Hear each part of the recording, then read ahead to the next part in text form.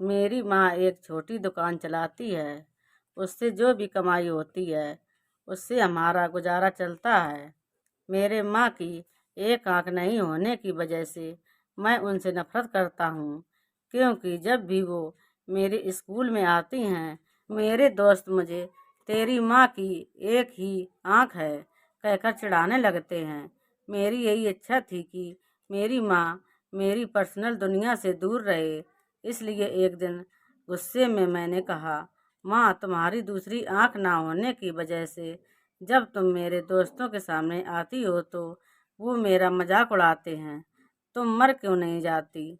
उस समय मुझे थोड़ा बुरा महसूस होने लगा था, लेकिन दूसरी ओर मैं खुश भी था, क्योंकि हर समय मैं जो कहना चाहता था वह मैंने आज कह दिया था। लेकिन ये सब सुनने के बाद मेरी माँ ने मुझे कुछ नहीं कहा, और मुझे भी नहीं लगता कि मैंने उनसे कुछ इतना बुरा और दुख देने वाली बात कही हो। मैं इस गरीबी से और मेरी माँ से दूर कहीं जाना चाहता था। तभी से मैंने बहुत पढ़ाई की। मैंने अपनी माँ को भी छोड़ दिया और पढ़ने के लिए दूसरे शहर आया, और वहाँ के यूनिवर्सिटी में मुझे एडमिशन भी मिल गया। इसके कुछ सालों बाद वहीं मैंने शादी कर ली। मैंने खुद का घर भी खरीद लिया था। फिर मेरे बच्चे भी हो गए थे। अब मैं खुशी से एक सफल इंसान की तरह जी रहा था। मुझे यह जिंदगी बहुत पसंद थी। दिन ब दिन यह खुशी बढ़ती ही जा रही थी। लेकिन एक दिन अचानक मेरी माँ को मैंने अपने दरवाजे पर देखा। तब सभी मुझसे पूछने लगे कि यह कौन है। तो मुझे कहना पड़ा कि यह मेरी माँ है। तब मुझे ऐसा लगा जैसे मेरी सारी खुशियाँ आकाश से नीचे गिर गई हों।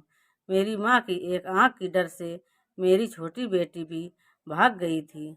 तभी मैंने भी मेरी माँ से पूछा, तुम कौन हो? मैं तुम्हें नहीं जानता। मैंने इन्हें डांटते हुए कहा, तुम्हारी हिम्मत कैसे हुई मेरे घर आने की और मेरी बेटी को डराने की? चली जाओ यहाँ से। इतना सुनने के बाद मेरी माँ ने शांति से मुझे जवाब दिया, ओह मुझे माफ़ करें, शायद मैं गलत एड्रेस पर आ गई। और वह चली गई। मैंने भगवान का शुक्रिया अदा किया कि उन्होंने मुझे नहीं पहचाना। अब मैं शांत महसूस कर रहा था, और मैंने अपने आप से कहा कि अब मैं अपनी पुरानी ज़िंदगी के बारे में कभी सोचना भी नहीं चाहता। कई दिन खुशी से बिताने के बाद एक दिन मेरे पुराने स्कूल का लेटर मेरे घर आया। मैंने अपनी पत्नी से झूठ कहा कि मैं बिजनेस ट्रिप पर जा रहा हूँ। मैं पुराने स्कूल को चला गया। उसके बाद मैं अपने पुराने घर झोपड़ी में गया।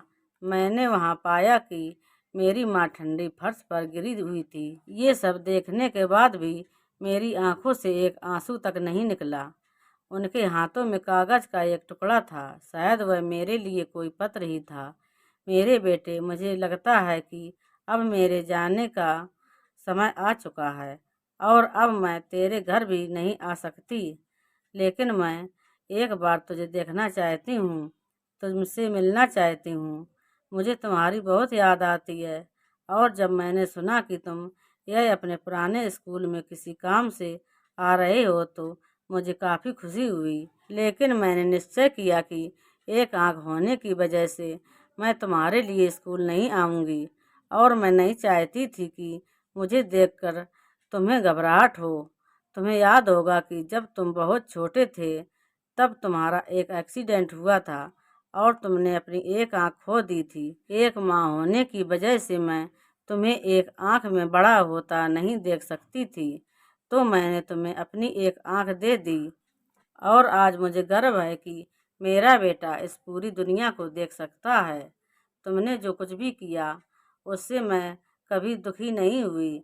जितनी भी बार तुमने गुस्सा किया, मैंने अपने आप से कहा कि शायद तुम इसलिए डांटते हो क्योंकि तुम मुझसे बहुत प्यार करते हो। मुझे आज भी वह समय याद है कि जब तुम छोटे होते थे तब हमेशा मेरे आसपास ही रहते थे।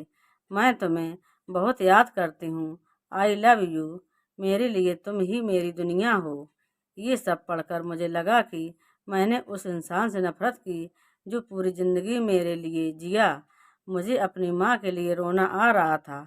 अब मुझे अपनी सबसे बड़ी गलती का एहसास हो चुका था। कहानी से सीख, किसी इंसान के अपंगत्व के लिए कभी उससे नफरत ना करें, कभी अपने माता पिता की बेइज्जती ना करें, उनके बलिदानों को कभी ना भूलें। उन्होंने ही हमें ये ज़िंदगी दी है, उन्होंने एक राजा की तरह ही हमें बड़ा करने की कोशिश की है। वे हमेशा हमें देते रहे हैं और बेहतर से बेहतर देने की कोशिश करते रहे हैं। वे हमारे हर सपने को पूरा करना चाहते हैं। वे हमेशा हमें सही रास्ता दिखाकर प्रेरित करते हैं। बच्चों के लिए माता पिता अपनी खुशियों का बलिदान देते हैं और बच्चों की सभी गलतियों को माफ़ करते हैं। हमें हमेशा उनका सम्मान करना चाहिए और उन्हें प्यार देना चाहिए। तो दोस्तों, अगर आप हमारे चैनल पर नए हो तो प्लीज़ हमारे वीडियो को लाइक करें और चैनल को सब्सक्राइब करें। धन्यवाद।